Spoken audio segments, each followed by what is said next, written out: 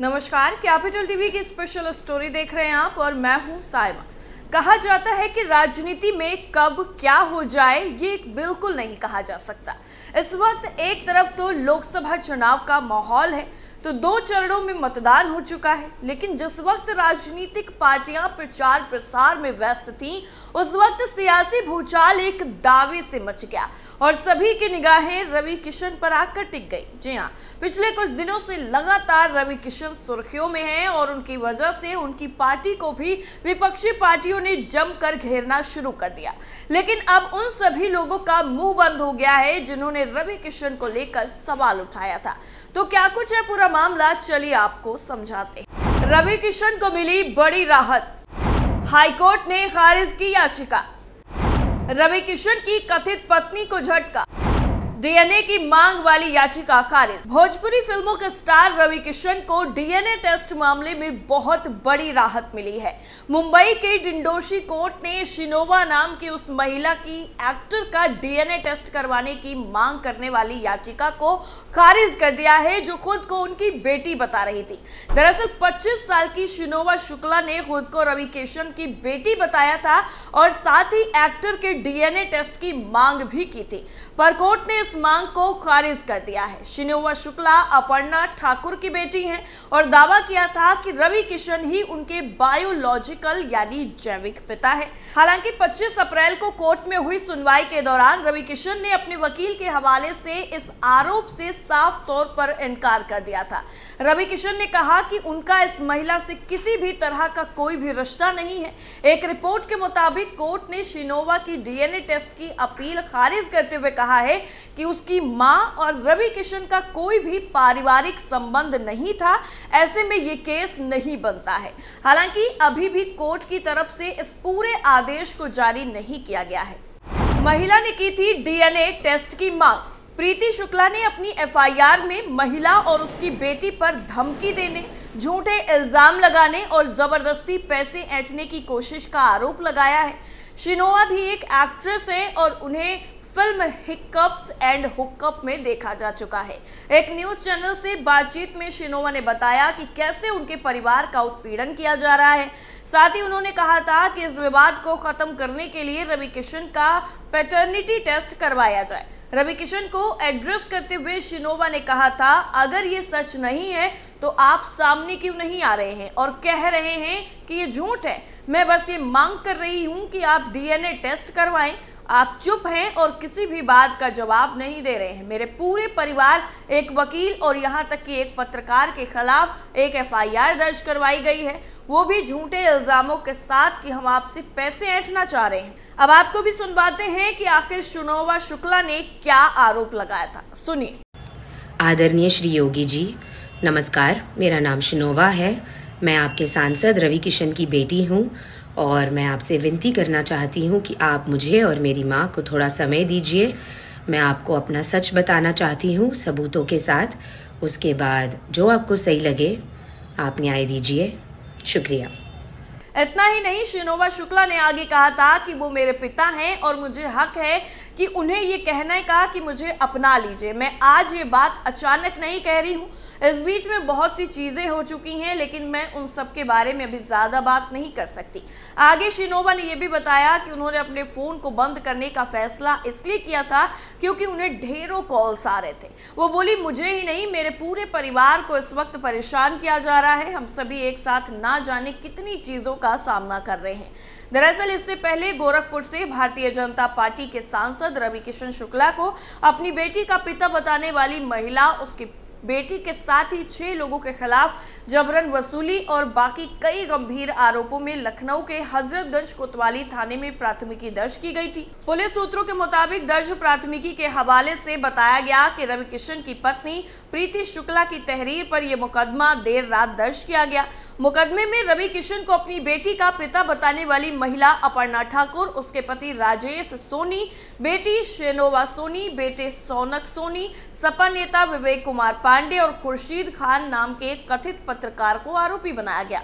सूत्रों के मुताबिक इस मामले में आरोपियों के खिलाफ भारतीय दंड विधान की धारा 120 साजिश रचने, 195 यानी किसी को 7 साल या उससे अधिक की सजा कराने के लिए झूठे सबूत प्रस्तुत करना, 386 यानी डरा कर जबरन वसूली करना, 388 यानी दंडनीय अपराध का आरोप लगाने की धमकी देकर वसूली करना, 504 शांति भंग करने के मकसद से जानबूझकर अपमान करना और 506 यानी आपराधिक धमकी देना के तहत मुकदमा दर्ज किया गया। प्रीति ने तहरीर में आरोप लगाया कि अपर्णा सोनी उर्फ अपर्णा ठाकुर ने उन्हें धमकी देते हुए कहा था कि उसके अंडरवर्ल्ड माफिया से संबंध है। उसने 20 करोड़ रुपए की रंगदारी मांगी थी और धमकी भी दी थी कि अगर मांग नहीं मानी गई तो वो रवि किशन को बलात्कार के झूठे मुकदमे में फंसाकर उनकी छवि धूमिल कर देगी। तहरीर के मुताबिक इस मामले की मुंबई में पुलिस से शिकायत की गई थी, लेकिन इसके बावजूद अपर्णा नहीं मानी और 15 अप्रैल को लखनऊ में एक प्रेस कॉन्फ्रेंस कर उनके पति रवि किशन पर मनगढ़ंत आरोप लगाते हुए उन्हें अपनी बेटी का पिता बताया। तहरीर के मुताबिक इस पूरे षड्यंत्र में अपर्णा, उसके पति राजेश, बेटी शेनोवा और बेटे सौनक के साथ साथ सपा नेता विवेक कुमार पांडे और खुर्शीद खान नाम का एक पत्रकार भी शामिल है। पुलिस ने इन सभी आरोपियों के खिलाफ मुकदमा दर्ज कर जांच शुरू कर दी। गौरतलब है कि अपर्णा ने लखनऊ में एक प्रेस कॉन्फ्रेंस कर रवि किशन को अपनी बेटी का पिता बताते हुए आरोप लगाया था कि वो बेटी को सामाजिक और सार्वजनिक तौर पर स्वीकार नहीं कर रहे हैं। अपर्णा ने चेतावनी दी थी कि वो इस मामले में अदालत का दरवाजा खटखटाएंगी। उसने मुख्यमंत्री से भी बेटी को न्याय दिलाने की गुहार लगाई थी। महिला ने कहा था कि मेरी बिटिया रवि किशन की पुत्री है और उसे उसका अधिकार व हक मिले। मेरी ये मांग है कि बेटी को या तो वो अडॉप्ट करें या उसे उसका कानूनी अधिकार दें और इसके अलावा मेरी कुछ भी मांग नहीं है। पत्रकारों के सवाल के जवाब में अपर्णा ने कहा था कि रवि किशन जब सामने होते हैं तो उसके साथ अपने रिश्ते को स्वीकार करते हैं, लेकिन सार्वजनिक तौर पर बेटी को स्वीकार नहीं कर रहे हैं। महिला ने दावा करते हुए कहा था कि मेरी उनसे शादी हुई है, मैं उनकी धर्म पत्नी हूं। दोस्तों और परिवार के सामने उन्होंने सिंदूर लगाया और मंगलसूत्र पहनाया। दरअसल लोकसभा चुनाव में भाजपा ने रवि किशन को दोबारा से गोरखपुर से अपना उम्मीदवार घोषित किया है। और इतना ही नहीं, एक तरफ तो रवि किशन की कथित पत्नी खुद को बताने वाली महिला की तरफ से ऐसी हरकत की गई जिससे चारों तरफ अब उसकी थू-थू हो रही है, क्योंकि कोर्ट ने उसकी मांग को रिजेक्ट कर दिया है। तो वहीं दूसरी तरफ नेहा सिंह राठौर भी रवि किशन पर हमला बोलने से पीछे नहीं हट रही हैं। दरअसल अभी हाल ही में यूपी में काबा गाने वाली लोक गायिका नेहा सिंह राठौर अक्सर ही बीजेपी पर निशाना साधती हुए नजर आ जाती हैं और एक बार फिर से उन्होंने ऐसा ही किया। सियासी गलियारों में चर्चा है कि लोकसभा चुनाव 2024 में नेहा सिंह को कांग्रेस की तरफ से मैदान में उतारना जा सकता था। भोजपुरी सिंगर मनोज तिवारी को एक बार फिर से उत्तर पूर्वी दिल्ली से भाजपा ने टिकट दिया और भोजपुरी स्टार रवि किशन गोरखपुर से चुनाव लड़ रहे हैं और दिनेश लाल निरहुआ की सीट का जो है वो पता चल चुका है। लेकिन नेहा सिंह के ट्विटर के जरिए इन सब पर भारतीय जनता पार्टी पर लगातार निशाना साधती हुए नजर आ रही हैं। नेहा का कहना है कि भाजपा अश्लील भोजपुरी गाना गाने वाले गायकों को जल्द चुनाव लड़ने के लिए टिकट दे देती है। उनका सवाल है कि क्या बीजेपी भोजपुरी को बर्बाद करना चाहती है। नेहा ने अपना एक वीडियो शेयर किया है जिसमें वो दिनेश लाल निरहुआ और मनोज तिवारी के अश्लील गानों के बोल गुनगुनाते हुए उन पर तंज कस रही हैं। साथ ही में कैप्शन में नेहा ने लिखा है कि क्या भाजपा ने भोजपुरी को बर्बाद करने की सुपारी ले रखी है।